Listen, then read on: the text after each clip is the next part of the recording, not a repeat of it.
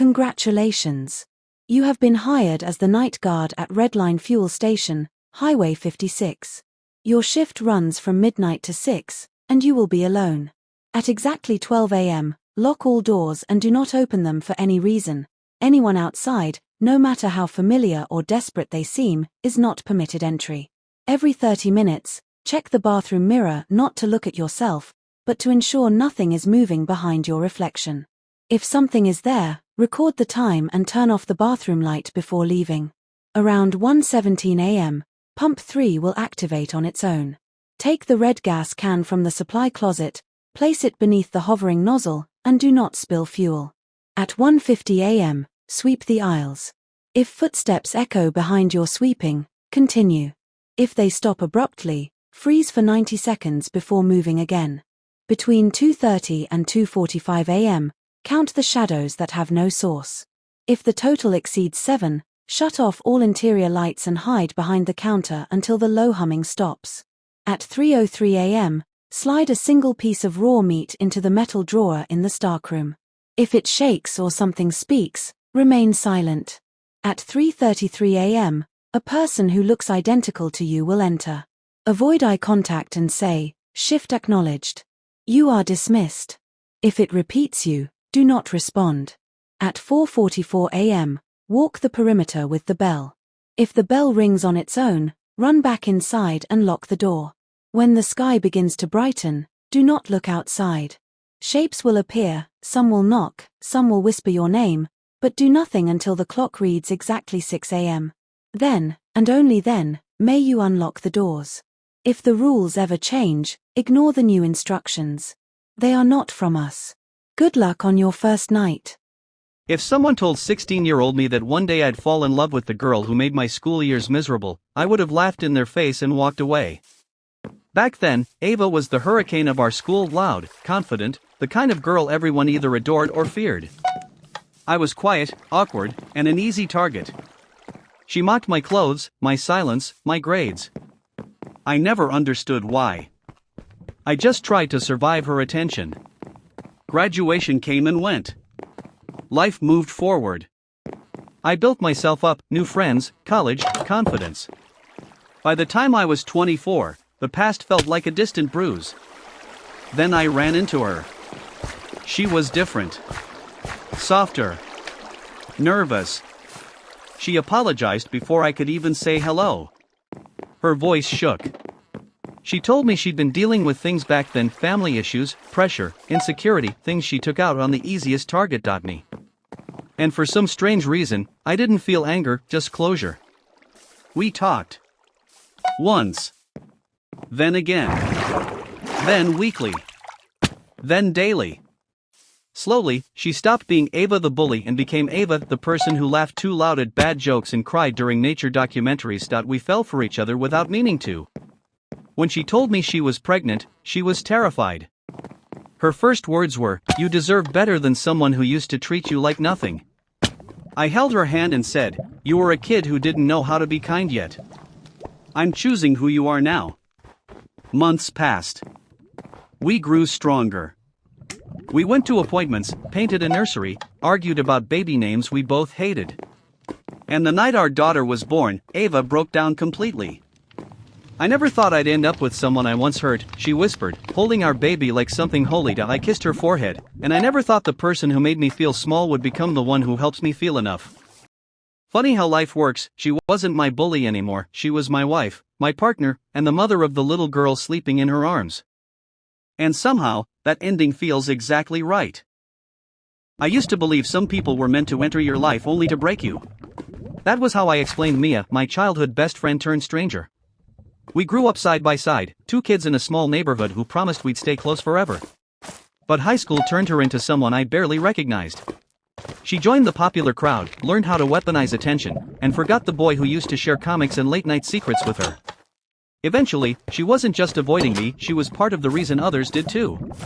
By graduation, we weren't even on speaking terms. I told myself I'd never forgive her. Years passed. I moved to another city, found a job, built a routine, built a life. The past stayed buried until one evening when my phone buzzed with a message I didn't expect. "Can we talk? Please." Part of me wanted to ignore it. But memories have a strange way of clawing back. So I agreed. She looked nothing like the girl I remembered, tired eyes, trembling hands, guilt written across her face. She apologized the second she saw me. Not the empty kind. The kind that cracks a voice. She told me life hadn't been kind after school. Wrong friends. Wrong choices. An abusive relationship she barely escaped. And she admitted something that stunned me. I pushed you away because you were the only person I was scared of disappointing. I didn't know what to say. Anger felt pointless. Pity felt wrong. But something in me softened. We started slow, short conversations, cautious truths, rebuilding something we both thought was gone. And with time, the pieces fit again. One evening, sitting on my couch with takeout between us, she whispered, "You were always my safe place." I just didn't know how to stay. I laughed, quiet, tired, understanding. "And now?" I asked. She looked at me like she finally recognized home. "Now I'm learning." It wasn't a. I swear my school was designed as a social experiment to see how far a teenager could be pushed before spontaneously combusting. Every morning I walked through those metal gates like a prisoner returning from a failed escape attempt.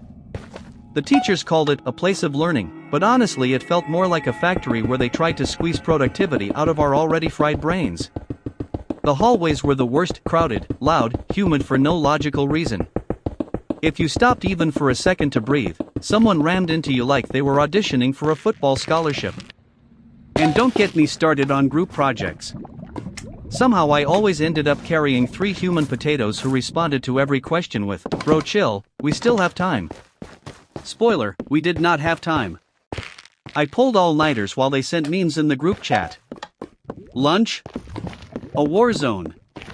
The cafeteria served pizza that looked like someone printed a JPEG of a pizza onto a sponge. And yet we ate it, because hunger makes you humble. The popular kids occupied entire tables like royalty while the rest of us played musical chairs with whatever empty seats existed. Then there were the teachers, some absolute gems, but others acted like happiness was illegal.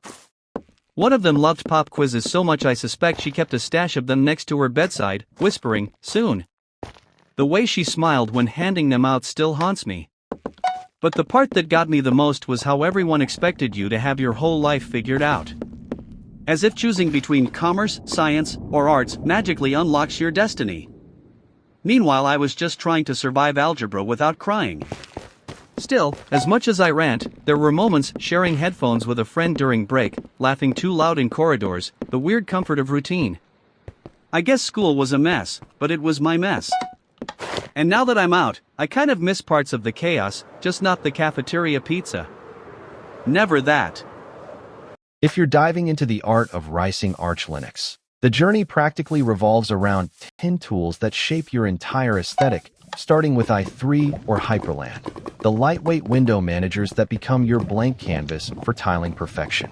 Pair that with Polybar, the sleek bar that turns system info into eye candy across any WM. Then comes Rofi, the customizable launcher that transforms even opening apps into a stylish animation. For visuals, nothing beats Pywall, which auto-generates color schemes from your wallpaper, spreading a unified palette across your entire system. Add Pcom, the compositor responsible for smooth shadows, transparency, and rounded corners that make everything feel polished. Your terminal gets a glow-up with Alacrity, a GPU-accelerated terminal built for speed and crisp color rendering. Meanwhile, NeoFetch adds that signature "I'm a Ricer" screenshot flex by displaying your system details with flair. Don't forget Nerd fonts, which keep icons, symbols, and glyphs consistent across bars, terminals, and themes. Then there's GTK themes like Nordic or Catpuxin, perfect for synchronizing app windows with your overall vibe. And finally, Caveantum, the powerful Qt theme engine that lets you fine-tune every shadow, margin, and rounded edge for Qt-based apps. Put all these together and suddenly your Arch setup becomes less of an operating system and more of a digital aesthetic identity. Clean, minimal, and endlessly customizable. The kind of desktop that makes screenshots look like concept art even on an ordinary Tuesday night.